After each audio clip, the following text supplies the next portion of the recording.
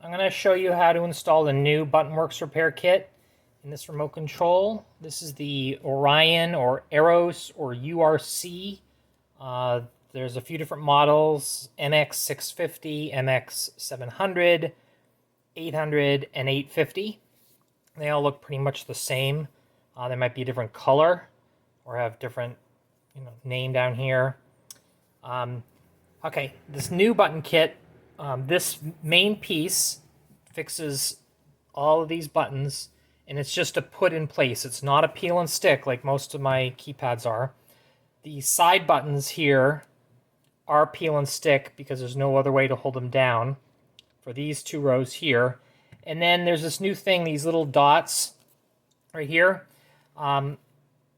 Sometimes on some remotes after installing the keypad, these buttons don't work that great because they're tiny and they have to reach far down, and the added height caused a problem.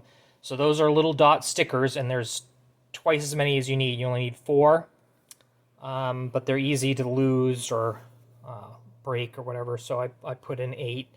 And they just go on top after you install inside on top of the buttons. And I'll show you that. And then they work really great after that. So to take this apart, I like to use a small flat screwdriver or like a pry tool. We need a Phillips screwdriver once we get in, Q-tips and rubbing alcohol for cleaning the keypad before you install the membrane. Now you can see here I've got it powered up, and the buttons don't really work very well. Like I'm pushing, and then this button, I really have to crank down on that to get that to come on. So let's get right to it. You got to take the batteries out, obviously. So do that. And then this is all, the back housing's just held on by snaps. It's a little bit difficult compared to some other ones. There's no screws. So if you're using a screwdriver, don't do this, pry like that, because you could slip and jam your fingers. I like to start at the bottom on this edge, and you basically just get the screwdriver started. It's hard to do, especially in front of a camera. Let me pull this away for a sec. Okay, I'm going to start. I got it a little bit here, in this corner here. And then once I get it going, I don't want to be sticking the screwdriver and prying, because you'll just tear up the plastic. I want to get the plastic separated and then slide the tool along the seam, and that'll loosen up the snaps. There we go. And then once I got started, that's the hardest part, and then I just put the screwdriver in like that and then slide it up the slot. And you get the snaps. I stop right up here at this light, and then I make sure the bottom is done, and then go up the other side. Okay. And at this point, you can pick this up, the back, and kind of rock it and maybe twist it, yeah, like that, and it'll come loose. And then there is some of the models have a circuit board and a plug with some wires. So I'm just carefully flipping that over. These little white stickers are just to hold this spring from rattling when you shake the remote. They're not super critical. I'm going to unplug this so we can just pull this back, gently. This one's being there we go. Just don't yank real hard. I was kind of pulling and wiggling it to wiggle it loose. So I can put that aside. This has a little bit of old battery leak evidence. If you have red deoxit cleaner, I like to put that on anything electrical that has corrosion or anything like that. You could also use rubbing alcohol in an old toothbrush. Rubbing alcohol can't damage anything in here. Use the 90%, which has the least water amount in it. But okay, so now there's 2 screws down here, and these actually also, they hold the circuit board, and they put pressure on the backlight film. And so take the 4 screws out. 2 up here. Oh, this plastic light thing usually falls out, so I'm going to take that out, put it aside, instead of letting it fall out whenever it wants onto the floor. Okay, those 2, and then down here, they're all the same screws, so you don't have to worry about remembering which one goes where. And I think I can leave the LCD on. We'll try that. Now, this jack here goes through a hole in the housing, so you've got to lift it up like this, like kind of tilt it this way, and pull the circuit board out a little bit. I got that out. This is a UV window for the UV light. I'm going to lift that up and take that out. There's 2 small holes on the bottom this direction is really the top, and then 1 large hole on the other side. Okay, so now we got the circuit board out. The LCD flops around, so I'm just going to take that carefully out there. There we go. Now the rubber keypad, if it's this one's not too bad. If it's really nasty, oily, and full of crumbs and stuff, you could take this out, go to the sink, and wash it with soap and water or toothbrush. Rinse it off good, let it dry, and then you can put it back in. And that silver button goes in like that. The 2 dots go into pins on the bottom. That goes back. Now this isn't too bad, so for this I'm just gonna dampen a rag a little bit with some isopropyl alcohol and kind of go over it a little bit just to get, might as well get the stuff out of there. There's a little bit of oil. It's more important to get the circuit board clean. Now this is a light backlight film, and sometimes it contacts with just pressure things down here, and sometimes they can tear or rip, like they're just stuck there from being held down for so long. So I'm going to be a little careful, lift up the LCD, and pick up the light pipe from here. And this one came right off. It just came right off. But if it is stuck, you don't want to pull it off like a Band-Aid or whatever. You want to kind of work at it a little bit and try to loosen up slowly so the silver conductive pads don't rip off.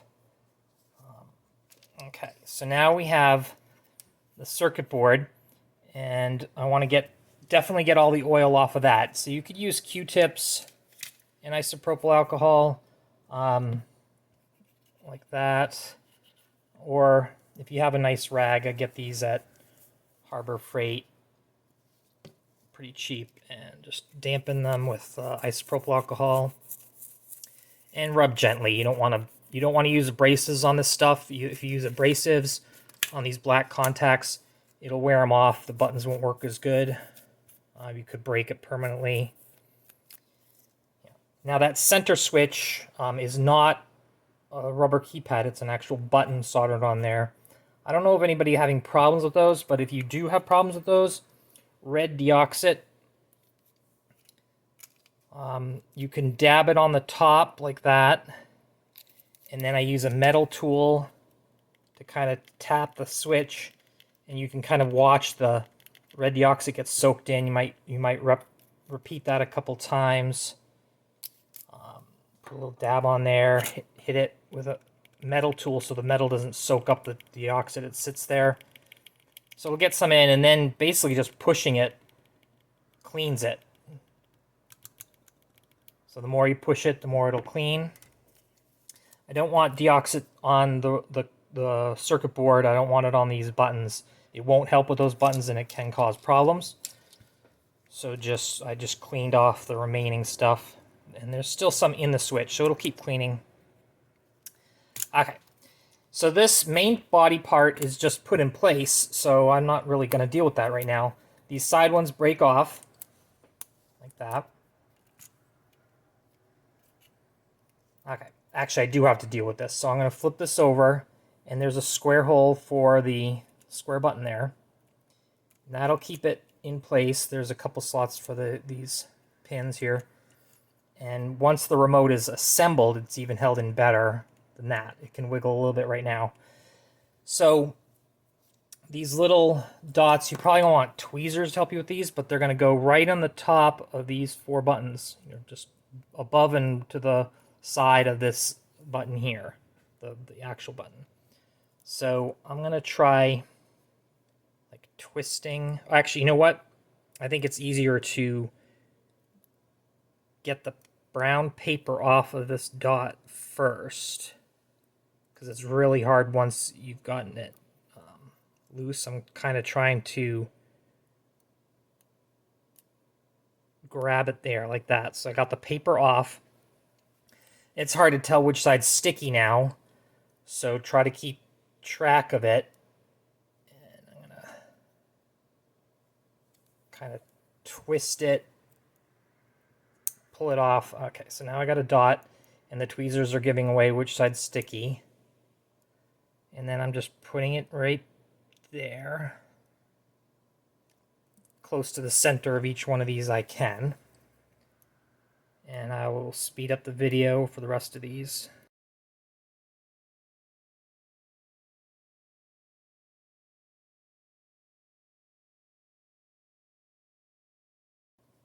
Okay, now I've got those down, and I'm ready to put this on. They're the same, so they can go either way, although there is a top button, and that one kind of off by itself and more round than oval is the top. And there's a little line cut here to make it easier for you to grab your fingernail and start peeling it off without splitting the plastic. It's made with multiple layers of clear plastic. The paper comes off pretty easy once you get it started. If it's causing you a lot of difficulty, you might be splitting the plastic instead of peeling the paper. And then I gently just put this down, line up the dots over the contacts, and then kind of even along with that edge. Just place it down. You don't want to mess with it. You don't want to be pushing hard on this. It'll stay. If you push down like hard on the buttons to try to make it stick, it can cave the buttons in. So this other one still has the 4 dots on it. I'm just going to ignore it. You can take them off if you want. So peel off the paper, and it should fit there. No, it does not fit. Maybe if it was the... No, it wouldn't fit. So those do have to come off. So I'm going to use a little pair of clippers. You could use scissors. Okay. And you could also use tweezers to help you apply these. Gently put it there. Okay. Now we're ready to put the unit back together. So we have the contact pads for the backlight. We got to lift up the display and kind of make sure that this is still lined up. It can't really go anywhere, but make sure it's lined up, and then this just gets placed on top. And you can see the 4 dots we put down through the light pipe there. And this one, the plastic's on the outside, so I could clean it later, or you could clean it now if you wanted. Now this part's a little bit tricky, because if I flip this board over, the rubber keypads will fall out, and when I flip this over, this LCD tends to flip, and this tends to fall off. So I'm going to just kind of hold it there like that, and get it close, and then plop it down. And then we have to angle it a little bit, and get that plug in there. Looks good. Now, if it goes out of alignment, you might be able to, you'd be able to see like brown. It might cover up some of these holes or something. But it looks good. And I'm ready to put the screws back in. So we got 4 screws. Now these bottom ones, you don't want to over tighten them to strip them, and you don't want to leave them loose because they are applying pressure for your backlight. So don't use a power tool, use a hand screwdriver, and just get them snug, right, and not over tightened. Okay, and then this has the 2 smaller holes. I'm going to kind of It has a groove that goes in the plastic there. There we go.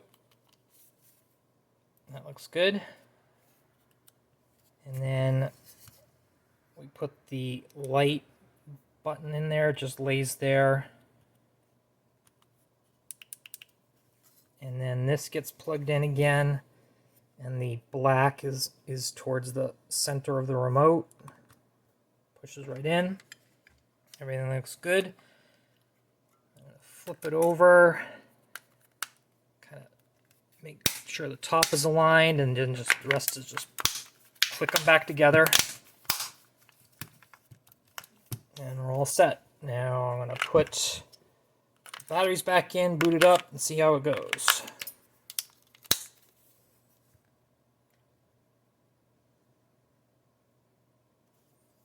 Okay. Push satellite, and then test the buttons. So very responsive channel.